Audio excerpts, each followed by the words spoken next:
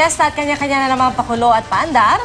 Tulad ng kwelang bambuksing ng mga Ilonggo at ang beshi boxing ng mga taga-Romblon.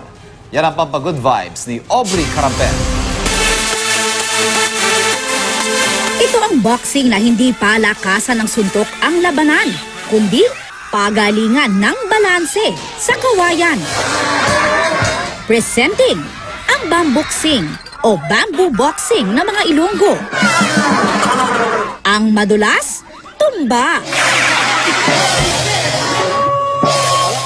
Ang mahina ang tuhod, knockout. At ang pikon, talo. Eh kung piringan pa kaya sila ng mata, tapos agad ang boxing. Pantapat dyan ang mga taga-Romblon, mistulang rampahan at bakbakan in one. Pang best in sports attire ang mga kalahok na beshi.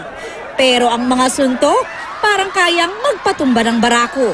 At kahit tapos na ang laban, may pahabol pa si Ateng.